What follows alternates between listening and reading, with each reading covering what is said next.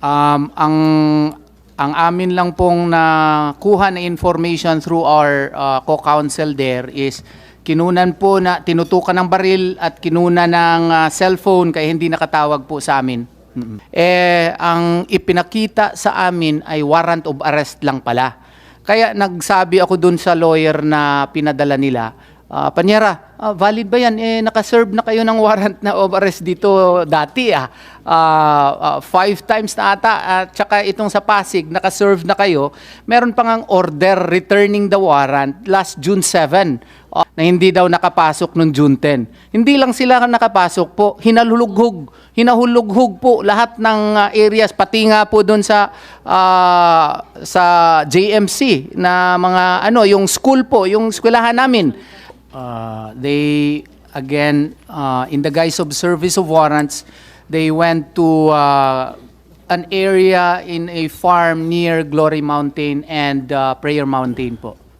Kaninang umaga lang, kaninang 2 a.m. in the morning. What was anyone hurt during that operation kaninang umaga? Ang amin lang pong nakuha na information through our co-counsel there is kinunan po na tinutukan ng baril at kinunan ng cellphone kaya hindi nakatawag po sa amin. Okay. Sa anong lugar? Attorney? Tamayong Kalinan, Davao City. Still in the guise of service of warrant of arrest po. Sa farm po, directly near Prayer Mountain and Glory Mountain, in between po. Thank you. So, go ahead, Senator Robin Padilla. Aba, maraming salamat po, mahal na tagapangulo. Gusto ko lamang pong linawin kasi lagi pong inuulit ng ating mga bisita na yung tungkol po sa warrant at search warrant, pwede pong pakilinaw. Pakilinaw po ng malinaw para po mas maintindihan po ng ating mga kababayan. Okay, Senator Robin, akala kasi namin nung June 10, meron silang search warrant. Nung dumating po ako mga 6 o'clock, 6:30, akala ko may search warrant sila kasi nandun na sila sa loob eh. Ang ipinakita sa amin ay warrant of arrest lang pala. Kaya nagsabi ako dun sa lawyer na pinadala nila, Panyera, valid ba yan? Nakaserve na kayo ng warrant na of arrest dito dati. 5 times na ata. At saka itong sa Pasig, nakaserve na kayo. Meron pang ang order returning the warrant last June 7 of 2024. Wala daw silang magawa kasi order daw ng kanilang higher ups daw. So, kaya ang ginawa ko, sinamahan ko na lang sila. Kaya medyo mali po yung sabi ni General Torre na hindi daw nakapasok noong June 10. Hindi lang sila nakapasok po, hinahulughog po lahat ng areas, pati nga po doon sa JMC na mga yung school po, yung eskwelahan namin. Pati yung ang graduation namin, hindi na lang tinuloy the next days at saka yung isa, maraming mga parents na hindi nakapunta dahil sa takot po. Hanggang ngayon nga po, yung aming law school ay ginawa na lang namin pong online muna. In-explain namin sa mga estudyante. Linawin ko po uli. Opo, ibig niyo pong sabihin, wala po silang naipakitang search warrant, warrant of arrest po ang dala nila, pero pinayagan niyo po silang maghalughog. After po nung nakita po ninyo na meron pong Senator, yung Order po ng dating Pangulo. Yes Nung po. sinabi po ng dating Pangulong natin na si Rodrigo Roa Duterte na hayaan nyo silang makapasok ng matiwasay, Opo. hinayaan nyo na po sila. Yes po, at sinamahan ng mga abogado po natin. Pati po ako later. Sa lahat po yan. Sa lahat po, hinalughog po lahat ng areas po Opo. ng KOJC compound po. Opo, pwede pong pakiliwanag po, ilan po ang hinalughog? Pinayagan yung halughugin? In 4 different locations. KOJC Central in Buhangin, Davao City. Glory Mountain po doon sa Tamayong, Kalinan, Davao City. Prayer Mountain, 3 kilometers away from Glory Mountain. At saka sa Kitbug po, Municipality of Malungon, Sarangani Province. Lahat So, po yan walang search warrant. wala po, warrant of arrest. Ang problema nga namin po, Senator, is it was done simultaneously. Yung rules kasi natin, if you will, yung napag-aralan ko po, kailangan meron kang probable cause na nandun yung tao or he is reasonably believed to be there. Paano siya nandun in 4 different locations? So kaya nga po, medyo nagre-reklamo kami kasi yung batas po hindi nasunod. Maraming salamat po. Chairman, pwede po ako magtanong sa Napolcom? Yes, go ahead. Apo, Napolcom, magandang magandang hali po. Opo. Tanong ko lang po, para po hindi po magkaroon ng kalituhan. Opo, para mas malinaw po sa ating mga kababayan, para hindi po ito sakyan muli ng mga mahilig maggawa ng fake news. Opo. Linawin po natin, meron po bang sa palagay po ninyo na dahilan talaga na magreklamo ang ating KOGC na hindi po talaga sinunod ng ating mga bayaning pulis yung tinatawag po nating rules of engagement? Sa palagay po nyo, ito po ay nalabag kasi ang sinasabi po ng KOGC, wala naman po silang dalang search warrant kung di warrant of arrest. At hindi po malinaw na alam nila talaga na naandoon ang hinahanap po nilang sabi nga po ng mga kapulisan ay pinaghahanap ng batas. Ano po ba ang katotohanan dito, mahal naming Napolcom? Marami pong salamat, Ginoong Senadora Robin Hood Padilla. Ganon din po sa Ginoong Chair ng committee. Alam po ninyo yung ginawa po ng police doon ay nag-serve ng warrant of arrest. Yung warrant of arrest po, magagamit pong hanapin yung taong tinutukoy doon sa warrant of arrest. Sa nakita po namin, hindi lang po isang tao kasi po yung tinutukoy ng warrant of arrest. May mga kasama siya. Kaya pwede pong hanapin yun kung saan man yung ilan mga taong kinaukulan yung nakasaad doon sa warrant of arrest. Ngayon, kung saklaw po ng warrant of arrest yung lugar na kung saan pwedeng ma-serve, pwede pong hanapin yung tao. Hindi po naman hinahanap yung gamit. Ang hinahanap po yung tao. Kaya sa katunayan nga po, nasasaad din sa rules of court, doon po sa service of warrant, pwede po talagang pumasok kung hindi sila papapasukin sa ano. Tinalakay po natin yan nung pinag-usapan yung hearing doon sa pagsiserve ng warrant, doon sa Pande, Bulacan. Dito rin po sa hearing ng Senado, sinabi namin kung merong warrant of arrest, enough na yun na makapasok yung pulis sa loob. Subalit, kailangan lang na may protocol. Sa nakita po ng Napolcom doon sa video footages, lumalabas naman na naka-restrain yung mga pulis nga. Sila yung ni-water cannon, sila yung napagbuhatan ng kamay kasi nga kahit na ating dating Pangulo sinabi nga na pwede talagang makapasok kasi may warrant of arrest. Nangangahulugan po na yung mga kinaukulan din nagkakasundo na talagang pwedeng pumasok sa loob. Kaya lang po siguro napilitan pumasok kasi pinigilan sila. Alam po. With the permission of Senator Robin Hood Padilla. So, mabilis ang usapan. PNP, sinong pinagdudahan nyo at that time that you personally believe nandoon sa Prayer Mountain? Sinong nandoon? Because Pastor Kibuloy, kung siya talagang, sabi nyo, hindi lang siya ang target ninyo. Kasi kung siya ang target ninyo, he cannot be omnipresent in all those location that you are searching for him.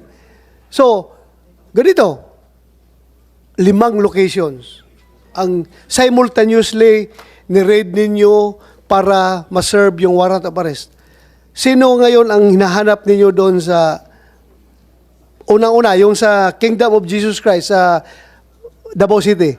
Sinong hinahanap doon?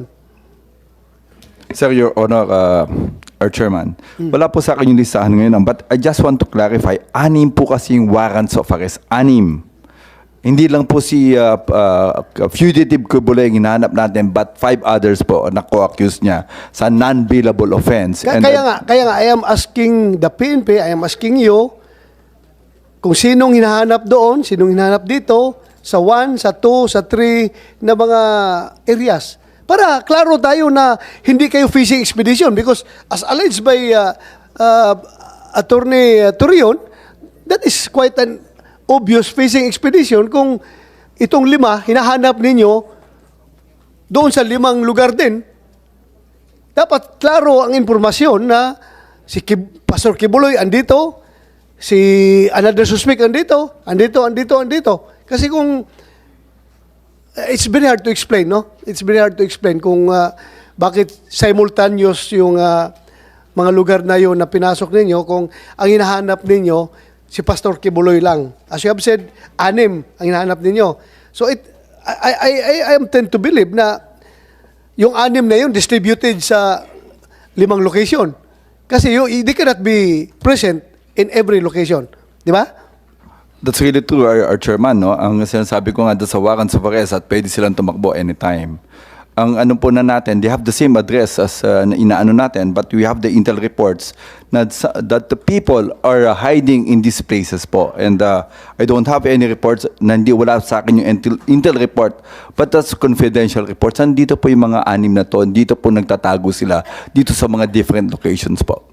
So far, as we speak right now, out of the 6, ilan na accounted ninyo? Sir, isa lang po ang nahuli po natin. Ay, isa opo, pa lang? nakakulong po siya sa amin. Hindi po pa siya kasi non-bailable offense po siya. Yung 5 kasama si Pastor Kibuloy at large pa rin?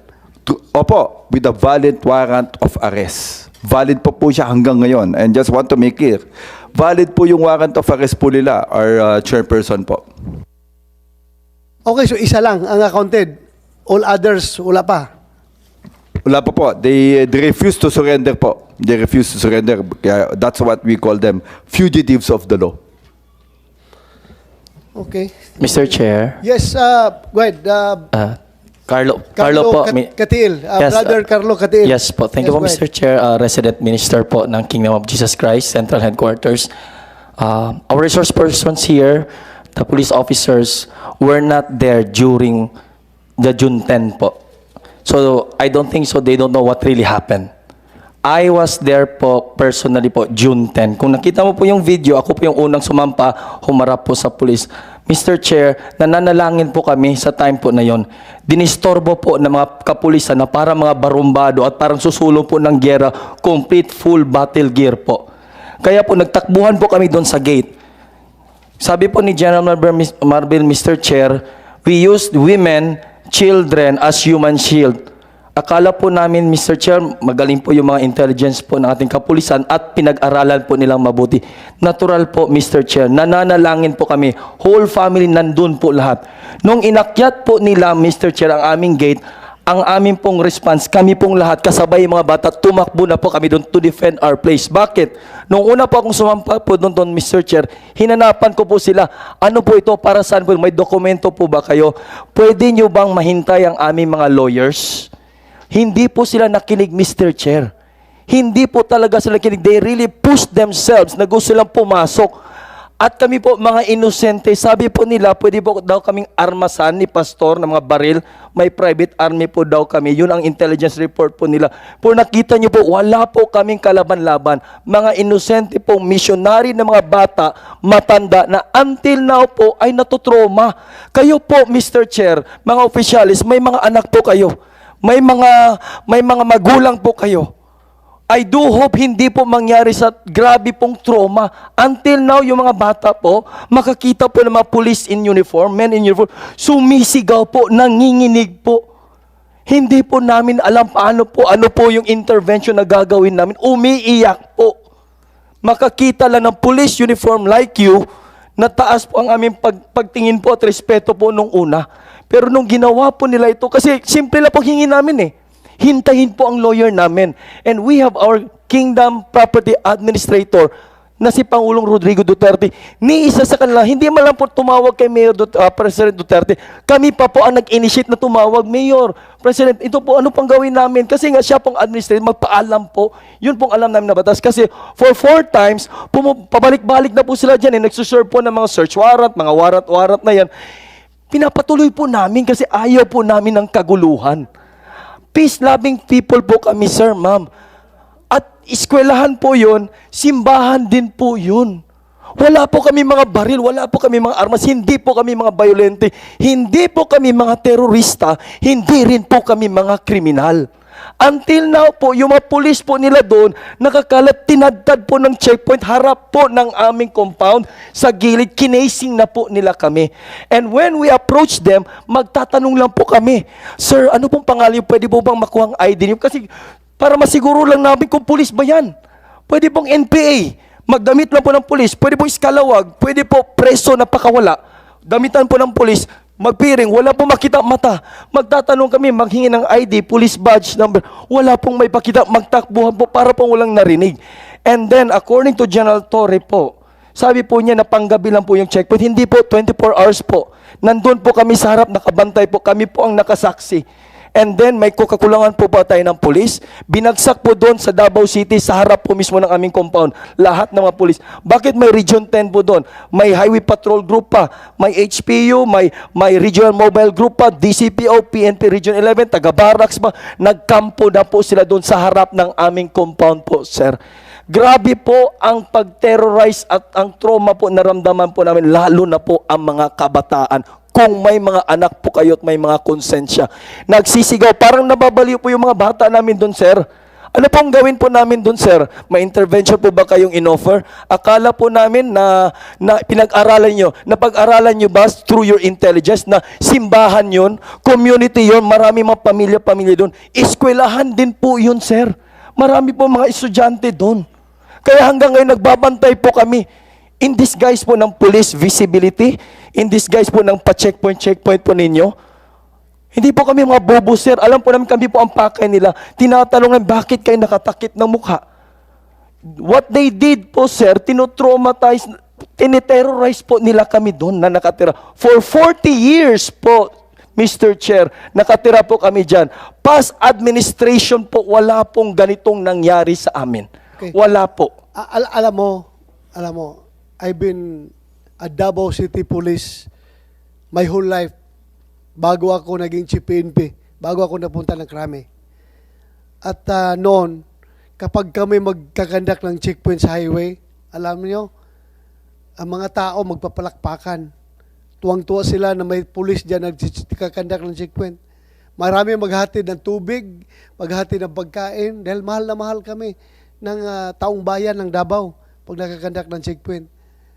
Ngayon ko lang narinig na ang mga Davaoenyo pala ay matititerrorize na pag nakakita ng pulis na nag-checkpoint. So, it saddened me to know.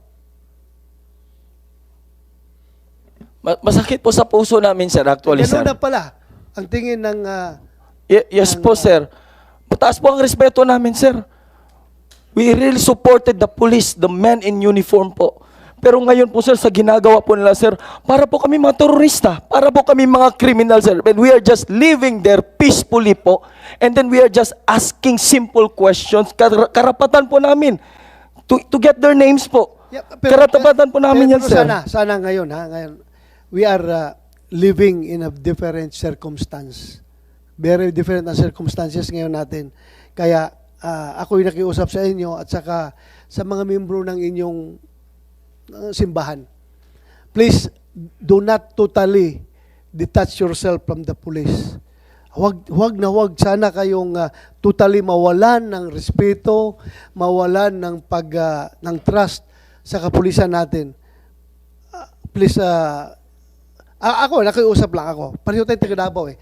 Pareho tayong taga Davao. Ako masakit sa kalooban ko na yung pulis pala sa Davao hindi na pagkatiwalaan. Well, you know, we build that trust between the police and the community for a very long time. Alam kasi natin yung policing doctrine na the police is the community is the police. Mahal ng pulis ang kanyang komunidad. Mahal ng komunidad ang kanilang pulis. Ganyan po ang treatment namin sa Davao noon. Ngayon parang kalaban ng pulis ang community, kalaban ng community ang pulis nila. Sana ma-fix natin ito. Nakikinig ngayon dito ang ating RD ng Region 11. Please, ibalik natin yung trust ng taong bayan sa ating kapulisan. There's only, ang ating hinahanap is only 6 na mga suspect. Pastor Kibuloy and 5 others. So sana, sa in your quest na mahuli itong 5, you do not alienate the whole Davao community from the PNP. Yun lang sana, paintindihan natin taong bayan. Ito lang ang may warrant, ito lang ang aming hinahanap.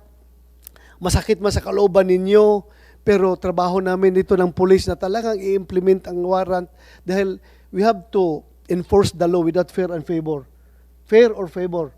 Yun ang gawin namin. Pero as the way I heard it, the way I observed, na para bang Nick, na ang mga tao ay nagiging anti-police na sa Davao City. It's your job. It's your responsibility na sana, i-maintain mo yan.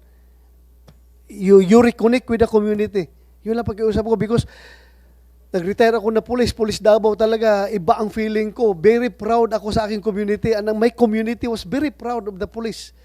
6 na tao lang itong nahanap natin. Hindi suspect itong buong Davao community. So huwag natin silang kalabanin. Huwag natin silang i-alienate from us. Balik natin. Sir, excuse me po. I will recognize General Marbel after you. Please go ahead. Good afternoon po, Sir Marbel. I really want to talk to you. No. Yeah. No. Just address to this chairman. Okay, Yeah, please Your go ahead. Honor. Yeah, go ahead. I want to talk to you Yeah. for Marbel. Yeah.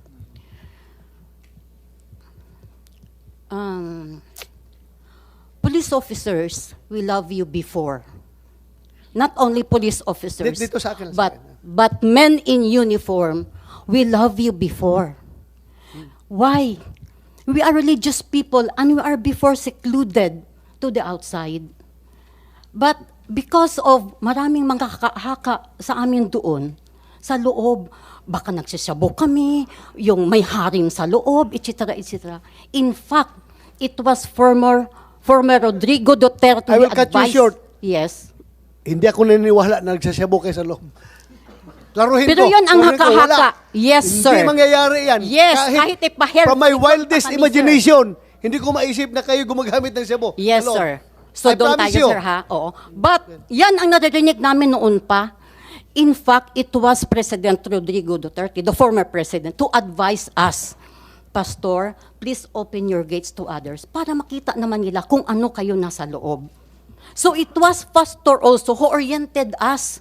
Parang i-orient na kami na we cannot detach ourselves to others. We might be there, pero kailangan nating ipakita. Kasi sabi niya, let your light shine upon men that they may see your good works. But they cannot see the good works that the kingdom is doing. So, balik tayo doon sa mga men in uniform. It was this group that Pastor embedded into our hearts that we should love. Why? Anong sabi niya? Ito sila ang nag-lay down ng kanilang buhay to protect our country. Doon hindi kami familiar sa mga men in uniform before. But we started following Pastor. Kaya pag nakikita namin sila sa daan, ganun, nagbibigay kami ng food. Alam niyo yun, nagbibigay kami ng food, etc. But, sorry to say, Mr. Marbel, true ba to? Senator Bato, sorry to say, overnight sinira ninyo yung mga values na ipinunla ni Pastor sa aming mga puso. You said, sana maibalik namin yung, I hope in time because mayroon namang healing time. But this time, we want to be heard. We want to be, gusto naming pakinggan. Buti nga, sabi niyo kanya, lahat may boses. Okay, kami may boses, pero wala kaming kapangyarihan tulad nila. Nasa kamay nila ang kapangyarihan ng bansa, nasa kamay nila ang kapangyarihan to do what they want. No? O, sabi nga ninyo, nag-serve sila ng warrant of arrest. Given. O, kung may kasalanan, sige. Allegedly, allegedly. Kung may kasalanan, warrant of arrest, go. In fact, Senator, gi-challenge ko sila. If you want to know who we are and what we are, come live with us, libre. Pero nag-expire na yung challenge ko sa kanila. Hindi na pwede ngayon. Oh. So, come live with us so that you will know who we are and what we are. Sabi ko gano'n, hindi kami dito prostitute, hindi kami bangag, walang tuni-tuniladang shabu sa aming lugar, yun lang, allegedly, nandyan yung mga iwawarant ninyo, arrest ninyo. Why will you put into compromise and risk public safety? We are part of the public, we are a community there. Thousands, may mga bata, may mga matandang palliative, may mga senior citizens katulad ko na nakatira doon. For how many long years we've been then? We are toiling that property by blood, sweat, and tears. Tapos maririnig namin na i-invade, kukunin. Kayo, Sir Senator, what will be your first reaction? Ilang beses silang nag-serve ng warrant of arrest? Out of respect, with due respect, Sir Marbel, sa mga tauhan mo, we received them, sir. With Dito sa due akin. respect. Dito sa akin. Sige. Yeah. Oh, sir, sorry. I'm not used to it. That's one. So, we received those yung mga warrant na deserve nila. But this time, from the words of Sir Abalos, nag-serve lang naman kami ng warrant of arrest. Parang kami pang may kasalanan. Ang batas ay batas. Ang may kasalanan mananagot. Correct. Ang batas ay batas. Ang may kasalanan mananagot. Doon kami. Oh. Pero, iko-contest ko yung sinabi niya, nag-serve lang kami ng warrant of. Hindi kayo nag-serve lang ng warrant of arrest. Nilusob ninyo kami in a horrible and terroristic way. Busloads and truckloads of men in uniform. Madaling araw, tulog pa ang iba, kagigising namin. Sige kayo mga kagbawan, ikaw sir, lulusubin ka ng what will be your first reaction? Aba, ibibit-bit kami ng Biblia, tapos, oy, sabi sa Word of God, ganon? No! Kayo, may mga pamilya kayo, what will be your first reaction? Of course, we need to defend. Tapos sasabihin pa na, ginawa naming shield ang men at mga bata doon. It's not, we are shielding our property. We're just executing our rights to defend our property. Tapos, ganun pala. In fact, sabi ko sana, mayroon kayong proper na na document. O sige, may search warrant kayo. Sige, pati septic tank namin, i-open namin sa inyo. Silipin ninyo lahat, i-guide namin kayo. Saan niyo gustong pumunta? Sir, sabi mo na, time will, ibalik ang respeto sa kanila. Doon kami, nandun pa rin sa kaibuturan ng puso namin, nandun pa rin ang respeto. But, ang hurt at ang hurt na inflict ninyo, tuwing nakikita namin ang mga bata namin, in fact, ngayon, Senator, nag-organize kami ng psychometrician. Kasi yung mga bata, makarinig lang ng mga wangwang ng mga pulis, manginginig. Even I, sa katandaan ko ito, pag marinig ko ang kanilang wangwang, I cannot explain my feeling. I want to hate, pero hindi pwedeng i-hate. Yan, ang mga nanay namin, gusto namin ilabas dalhin sa doktor. Ayaw, kasi yung mga pulis sa labas. Noon, pag makita namin ang pulis, tama ang sinabi mo, we are happy. We feel secured. You people, we feel secure because you are there. No? You are there sa kalye, nagbabantay sa amin. But now we don't feel secure. Nandun sa vicinity, yung iba sa kadamuhan, tapos may mga drone doon na nagsisiliparan. Kahit sa bundok, sir, mayroong drone. Mayroon pa doong mga foreigner, itim, puti, nagpapalipad ng drone. So, what are we now? a divided nation, a divided Filipino citizen? Kung we feel insecure and threatened, para pala kayong Marawi Siege doon, may mga puti Yes, na parang ganon. mga foreigner na kasali sa operasyon. Meron. Ha? Oh, pumupunta doon in the guise of, meron pa sir, yung kino-question ng mga intel ninyo doon sa amin, nasaan ang kuweba, nasaan ang tunnel. Pati kami, anong tunnel, anong kuweba? Kung tunnel ang hinahanap nila sa Diwalwal, marami doon, Senator, wala doon sa amin. Thank you, ma'am. Thank you very much. Thank you for that. Our chairperson. Yeah, Our you may chairperson. respond. Can I be allowed Chairman Pe. to for a police? I have something, but I may be allowed that I should Yeah. leave But Yeah, can go I read a simple message? Go ahead. Continue. Una sir, nagpapasalamat po ako dun sa inyo at dito sa ating committee, and of course dun sa tao natin nagpakita po ng video. It only showed that we not more than maximum tolerance ang pinakita nyo pong pulis kahit nabasahin na masaktan. Talagang we followed po. We have yung mga body cams na meron po kami, and sabi ko nga dito sa Directorate for Operations na ipakita natin body cams if we really violated any human rights. But what we saw right now, talagang that's a human rights sa mga pulis natin na nasasaktan, yung binasa natin. And that's against yung rules 113 ng Section 11. No? But I've already, si Vice Chairman Bernardo also already spoke regarding this. With regard po dun sa valid warrants of arrest, just want to make sure na valid po yung warrants of arrest na to up to now. No? You have 3 months na dapat na motion to quash, not against us, but dun sa RTC branch 159 ng Pasig City. No? And it was filed, not other people, but your own people from KOJC who filed a case against fugitive Kibuloy. Second, sir, yung second, we have already a case against the ombudsman, and we will be answering that in the proper forum po. All the violations na sinabi po nito, it's already filed in the ombudsman, and sabi ko nga, we will make a the proper forum po, but we will answer it. And second, sir, and this is the last, and I assure, as a Chief PNP, that we will assure you na isurrender nyo lang po si Apollo Kibuloy, 100%, and 4 others, nandito po kami, and you will see na we follow the rules, human rights. Dito lang po kayo makita na we follow po ang human rights. We assure you po. Maraming salamat po. Thank you, General Marbel.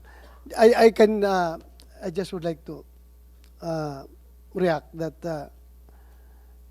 it's unfair for them naman na i-require nyo muna sila na isurrender si Pastor Kibuloy para maging peaceful ang Davao. Parang ganon. No, sir. Para maging normal ang lahat. Hindi, sir. Sabi ko, For all nobody, you know, sir. For all you know, even President Duterte, walang kontak kay Pastor Kibuloy. Hindi alam kung nasaan na ngayon. Lahat. Ako mismo, I was trying to keep in touch with Pastor Kibuloy nung lumabas yung kanyang warrant.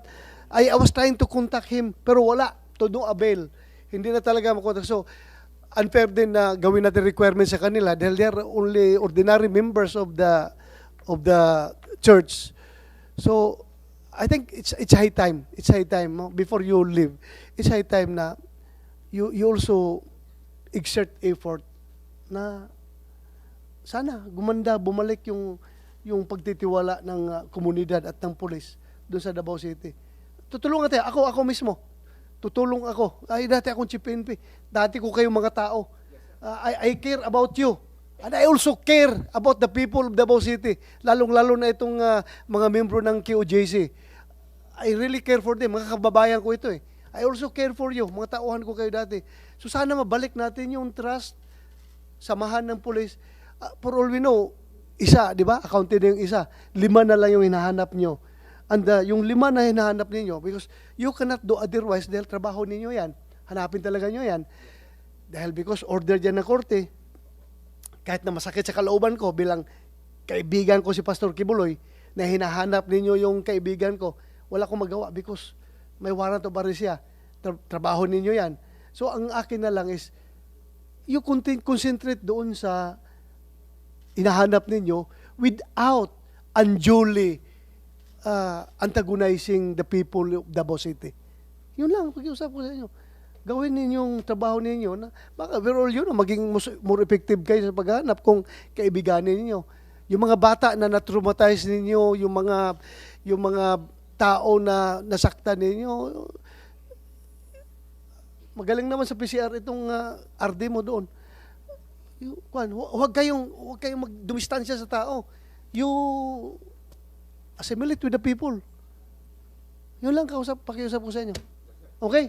Your Honor, Ay, excuse me. yes, Before po alis si Okay. sir, O, kasi pakinggan mo aalis muna. siya eh. Pakinggan mo muna. Before siya nga. Yeah, go ahead. Oo, Yeah, oo. go ahead, Yes, ma'am. sir. Go ahead, Sorry, sir. Starting to nagsusuri ka na kay ma'am. Sige, makikinig siya, ma'am. Sige, go ahead. Oo, salamat Please. at nakinig ka through Senator Bato. Yes, go ahead. Sinabi mo na may mga bodycam, binasa yung mga pulis. Buti kayo. Hindi lang kayo ang nabasa, pati yung mga tao namin na sulaban, nabasa. Kasama ng mga pulis. Basa lang ang inyo. Pero yung mga na-inflict ninyo, mga emotional at mental setup ng mga tao sa loob, hindi yun mababayaran. Kahit ilang beses ka pang maligo at matulog, pagising mo, yun ang naiiwan sa puso mo. Trauma will not appear in only after 2 days, 3 days. 1 month after yung June 10, sir, doon na nagsilabasan. Yes, hindi exaggeration. Ako, kung hindi lang ako lumuhod sa Panginoon na tulungan ako, sir, sabihin ko sa iyo, lalabas ako ng kingdom, itsa ako magiging sakit ng ulo ninyo. Huwag naman. Ako rin makiusap sa iyo. Yes, pero sa iyo ako unang susurrender pag ginawa ko yun. Pero may dadalhin akong 10 officer mo. Thank you, ma'am. Thank you. Oh. Ito halantaran ito. Ito ang laman ng aking puso. Kasi buti ako, matanda na ako, malapit na ako mag-70, ma-balance ko. Pero how about their kids? Ha? May mga human rights dito, may mga DSWD dito. How about those kids? How about those young people? Pag nakasalubong mo, iiyak. What happened to you? Ti, aywan ko lang, basta magdilim na ti, iba na ano. Why? Kasi before nangyari yon, the scenario is this ng gabi, umuulan, tapos kumukulog. Kaya pag umuulan, kumukulog, yun na. Kasi parang nagpe-preempt nila na, may mangyayari namang ganito. Hindi yun, kaya nag-organize kami ng psychometrician, sir. We need to process those people. Kasi hindi kayo ang nakaproblema, kami. Those community, thousands. And those people, we are supposed to, kung natriten kami, sir, natriten kami, noon tumatawag kami sa barangay, police, sa police. Ngayon, pag natriten kami, kanino kami tatawag? Sa iyo, Sir Torre? Ha? Excuse me. Sir Bato, saan kami tatawag? Kahit na medyo masama ang loob mo, tawag ka pa rin sa kanya. Duty niya yan na mag-provide talaga ng security sa inyo. Konsensyahin ninyo si How General about Torre. it? Trust is Trabaho no niya yan. longer there. Ha? Ano? Trust is no longer there. Ay, yun nga. What will we do? Trabaho niya yan ngayon na i-rebuild yung I trust. hope.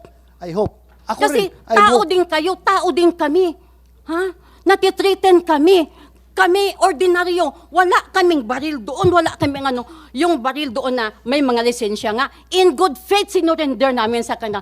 In good faith. Oh. Ito din ang paalala ko sa inyo. Sa kanila, sir, sa kanila. Di ba? Nakatag pa doon. We seek for truth. Then seek for truth.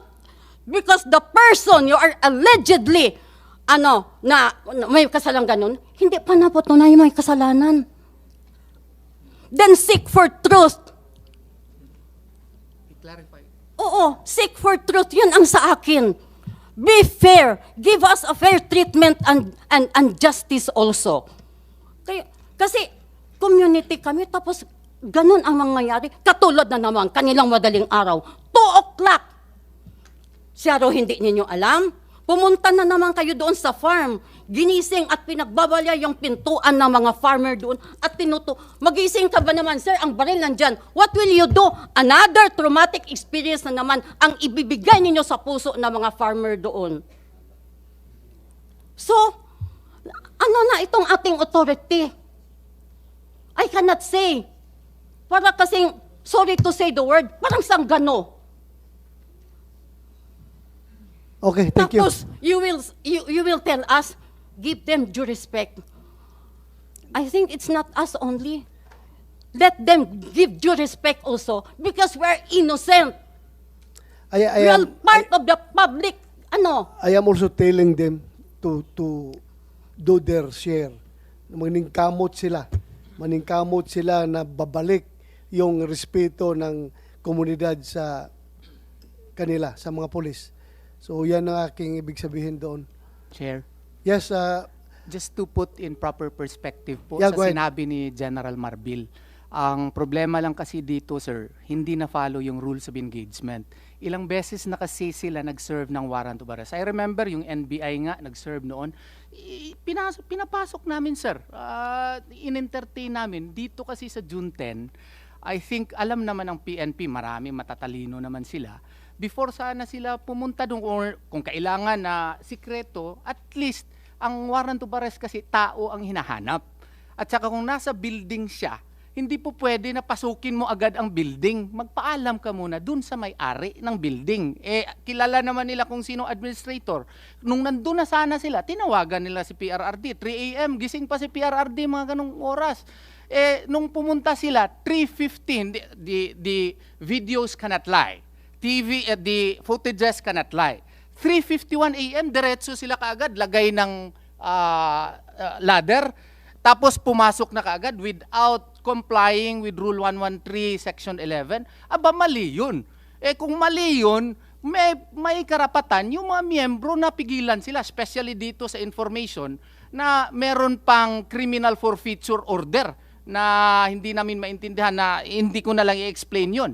So, yun lang po ang sa amin. At saka, 4 different locations po sila, sir. In each location, hinahanap nila si pastor.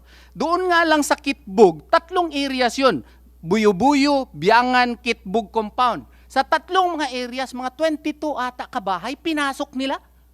Ni hindi man lang, diretso na sipa.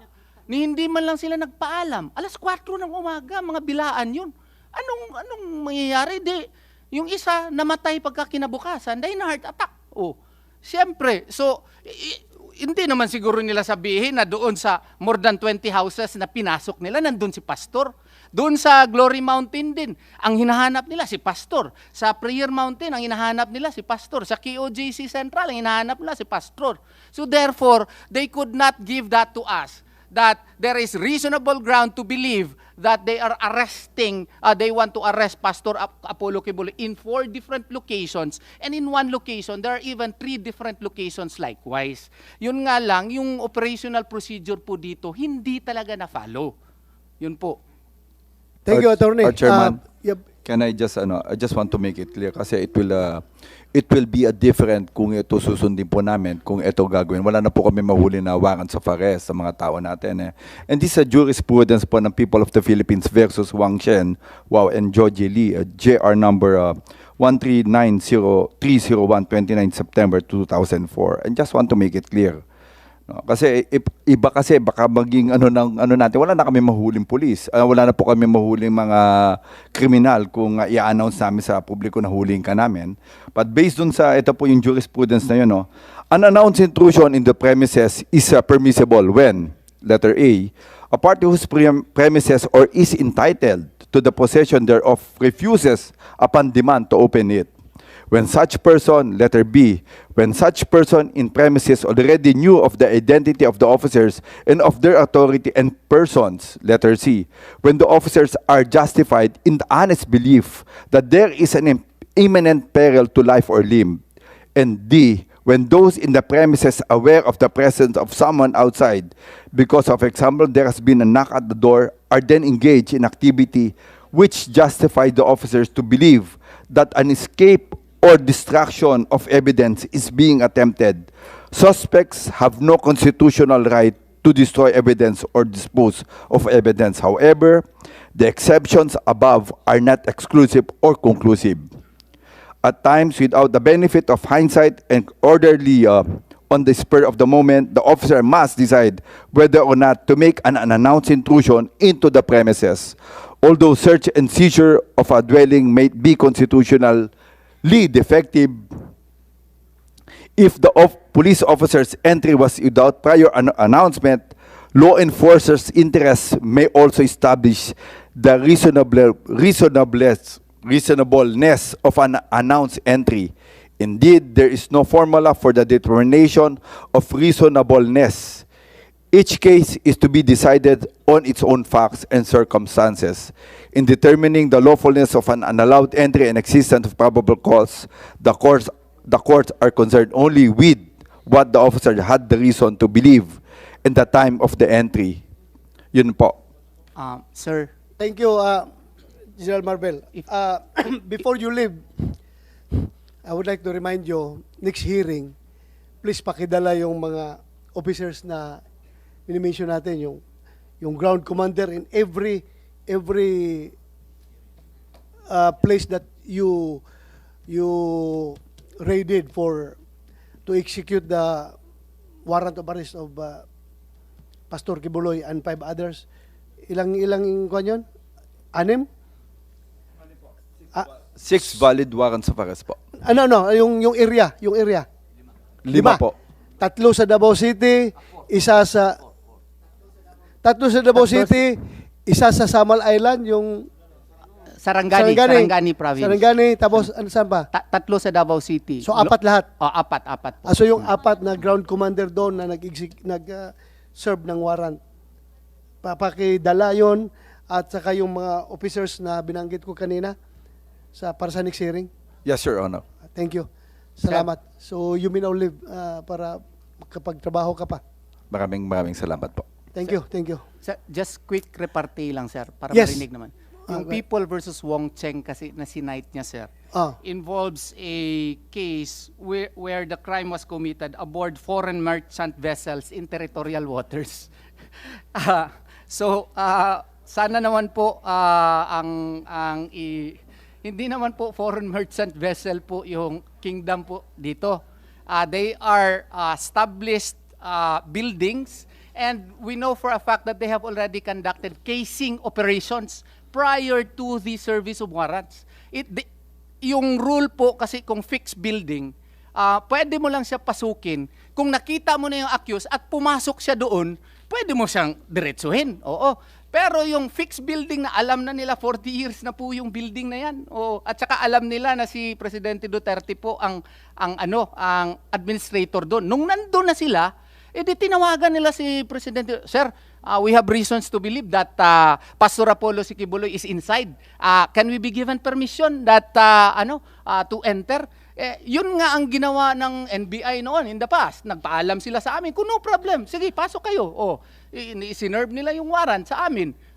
Dito kasi wala diretso sila kaagad. Naka full battle gear. Parang mga terorista kami, may mga snipers pa. They were ready to attack, not to serve a warrant. Yun lang talaga ang nangyari doon. Hindi yun service of warrant.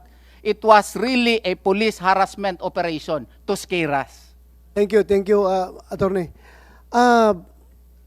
Attorney Richard Palpalatok, Chairperson of Commission on Human Rights. Thank you for coming. At least you see the importance of this hearing. At least ikaw talaga, the chairperson, ay pumunta dito. I would like to commend you for that. Maraming salamat, Attorney. But anyway, I just would like to cite you. Narinig mo yung mga testimonya ng mga taga-Kingdom of Jesus Christ at saka yung sa PNP. Now, mayroon na ba kayong ginawang investigation in this regard? Yes, Your Honor. Yung aming pong regional office number 11 already conducted an investigation. It's still ongoing, Your Honor. And I think the most recent is that there is a request sa KOJC and the PNP to submit documents in relation to the investigation being conducted by the region. Thank you for that. Thank you for that. Kasi I just would like to inform, no? Hindi pa ikaw ang chairperson ng CHR nito, but in June 2022, the Commission on Human Rights described the service of a warrant of arrest against an elderly environmental activist in Paquil, Laguna, carried out by 25 members of the PNP SAP as one conducted with excessive force that was unjustified and unnecessary, that led to the degradation and psychological harm. Kagaya sa nangyari sa mga bata doon, psychological harm. Dagdagan ko pa, in Committee Report number 46 of the Senate Committee on Public Order and Dangerous Drugs, dated March 17, 2017. Hindi pa akong chairman nito, hindi pa ako senador nito. The committee described the service of a search warrant by a team of 18 CIDG personnel that was augmented by 6 members of the Regional Maritime Unit as a use of overwhelming force. So, ito nga, 25 lang ginamit sa Paquil, Laguna. Ito, 18 ang ginamit. Excessive force na daw yun, sabi ng Human Rights. Ito, nakita mo naman, batalyon yung ginagamit, isang batalyon ng police. So, we need your investigation on this matter, kung ano talaga ito. Dahil nga, it led to, narinig mo, may 2 namatay because of inatake sa puso, at may mga bata hanggang ngayon psychologically disturbed because of that stressful incident. Kasi kung hindi kayo magbigay ng result ng investigation dito, baka mamaya sabihin na naman ng mga tao na itong human rights, mabilis lang mag-action kapag ang naagrabyado ay yung mga makakaliwa. Ito ngayon na agrabyado, hindi ito makakaliwa, pero kalaban ng mga kaliwa ito. Itong Kingdom of Jesus Christ, talagang tumayo ito with the government against the CPP, NPA, NDF. Talagang kasama natin ito sila, itong mga Kingdom of Jesus Christ, Pastor Kibuloy, lumalaban talaga ito sa NPA. Talagang nagsumikap ito na mawala ang NPA sa Mindanao. At ngayon, sila ngayon na agrabyado. Sana we need your side also to give kahit na opinion man lang on this matter, dahil yung 2022 nga, yung sabi ko, aktivista ay kinundi na kaagad as excessive use of force. Kasi yung mga kaliwa, ito ngayon, kalaban ng kaliwa ito sila. Sana pantay-pantay yung pagtingin natin sa ating mga kababayan. Okay, Chairman? Bagamat hindi ho ako makakapagbigay ng konklusyon sa ngayon, sapagkat itong eventually po ay aakyat ho sa aming komisyon yan, at nag-isa lang po ako sa magdidesisyon yan sa 5 members of the commission, 4 sa ngayon. By the way, I don't want to influence the result of your investigation. Ha? I am just sharing my thoughts to you. Naintindihan po namin I don't yun. intend to influence your investigation. Go ahead. Naintindihan po namin, Mr. Chair, kung kaya't hindi ho ako makakapagbigay ng konklusyon. Bagamat makakasa po kayo na ang komisyon po ay tutugon sa inyong panawagan, at sa katunayan, kahit wala ho itong notice ninyo for CHR to participate, ay tumugon na agad ang komisyon. Salamat. Thank you. Opo. Kung kaya't kami rin ho ay nananawagan na ang mga partido involved dito sa usaping ito ay sana maging open din sa Commission on Human Rights para matugunan at makita at magkaroon ng kaukulang resolusyon sa amin sa komisyon itong usapin na ito. Maraming salamat po. Maraming salamat, Chairman. Again, thank you for your personal presence sa hearing na ito. This WD, ma'am. Honorable Chair, Narinig niyo yung plight ng mga kabataan na miyembro ng KOJC. can you give them assistance, lalong-lalo na yung intervention sa psychological trauma na dinaaraanan ng ating mga bata doon? Can you please help them?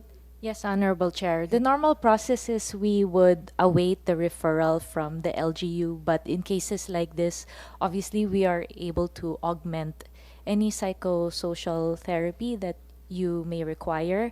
And of course, in coordination with the assistance perhaps of the Honorable Chair, we may also facilitate any other assistance that you may require, especially yung sa dalawang namatay po.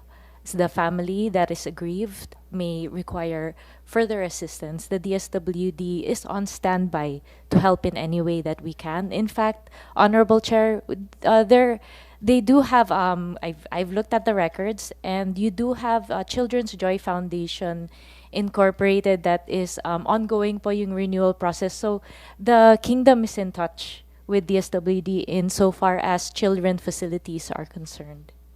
Thank you, Yusik Dimaporo. For all we know, you will be the healing part of this conflict. Yung effort ninyo, kahit na hindi na kayo maghintay na mag-request pa sa inyo yung LGU ng Davao, o kaya yung sila mismo mag-request, yung mga tao nyo doon sa Davao, please, lapit na lang silang lapit doon para ma-feel ng mga tao na they're still being loved by this government. Yun lang. Thank you. NBI, you want to say something? RD NBI ka, di ba? Yes, sir. Yes, sir. Good Director morning, Albao. Mr. Go ahead. Chair. Senator Padilla, good morning, sir. Gusto lang namin ipaabot, sir, na yung National Bureau of Investigation through sa aming director na si retired Judge Jaime Santiago ay... retired police yan. Kasama yes, sir. namin Retired yan. police din. Retired police yan. Respeto and ginagalang itong ginagawa nating investigation and public hearing with regards to the unnecessary and excessive force related to the June 10, 2024 incident, no, ng ating PNP. Kami din sa NBI, yung mga sinabi ng ating mga kapatiran sa KOJC na pabalik-balik na nag-serve ng warrant of arrest, kami yun, sir. Kami yun sa NBI, ang sinasabi nila. Not the PNP. We served warrant of arrest last April 3. We started April 3, April 4, April 10, May 3. Itong May 3, kasama namin dito yung office ng USAA dito sa Senate. At marami pang mga operations na kinandak namin. Siguro nasa 15 to 20 operations. And yun nga, sinabi ng abogado nila, kami mismo ay nagpaalam sa kanilang opisina. And pinapasok naman kami, kahit saan-saan kami pumasok, hinanap. And this operations, 15 to 20 operations, resulted in the arrest of 5 co-accused of Pastor Kibuloy. If only Pastor Kibuloy was there, he might also be arrested. But during that time, sir, ito pa yung warrant of arrest na lumabas sa Davao, RTC 12 ng Davao City. Doon kami nag-start na mag-strike, which resulted to the arrest in April 3 doon kay Crescente, Canada, sa Barangay Tamayong. Ako mismong umaresto. And it followed in the afternoon, itong nahuli ngayon ng PNP na si Pauline Canada, na-aresto din namin.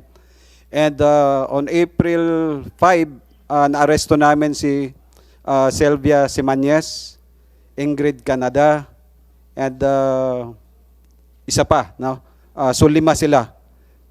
It so happen na sa pagpasok namin sa mga properties nila, wala nga si Pastor Apollo Kibuloy, kaya hindi siya nasali sa pag-aresto. But eventually, since this case is bailable, nag-bail sila kada isa ng 80,000.